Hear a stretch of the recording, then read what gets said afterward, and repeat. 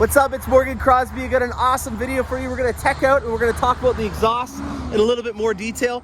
I just did a comparison video on the 7 to the 8, and I had to give the 7 the win for the exhaust note, but I want to show you guys and explain some details on why the 8 is limited in the exhaust.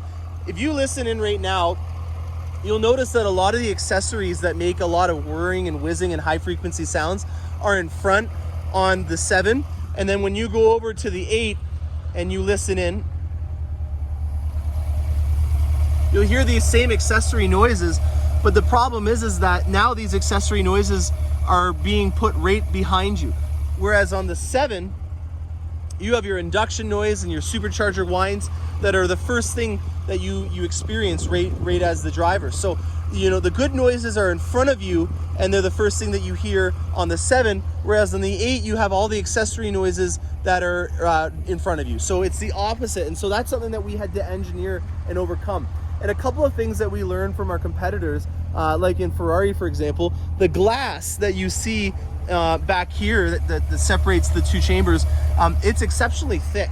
And so I believe it was 9 millimeters that they measured the thickness of the glass to be, and that was because they're trying to create a sound barrier.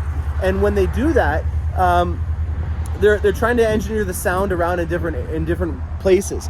And one of the biggest places that they're trying to engineer the sound through is using actually the induction chamber. So where they're using the intake and having the air come in through here, because sound obviously can travel in opposite directions than where the wind is going.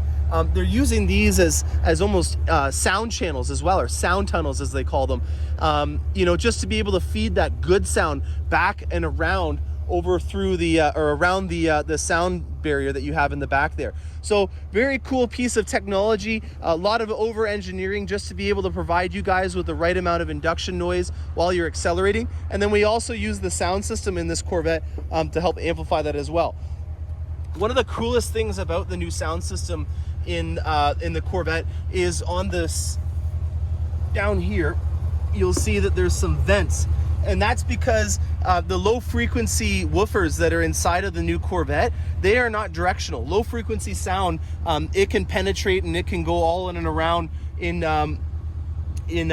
any direction. It's not like in these speakers here where they have to be facing out. And so because of that, they were very efficient with the space that they had, and the sound actually from the low frequency woofers is coming directly down. So the sound system inside the Corvette is helping out with the exhaust note. We also have sound deadening through the back windshield, and then we're using these sound channels that are through the intake system as well to feed the sound around. So those are some pieces of technology that we've used to overcome the conundrum of having the engine in the back and all the accessory noises being there with it. And I hope you guys enjoy that kind of techie stuff. I'm going to stick around and try to see if I can find some more stuff. If you guys want to hit the like and subscribe button, that would really help me out, and stay tuned for more. Thanks a lot and happy motoring.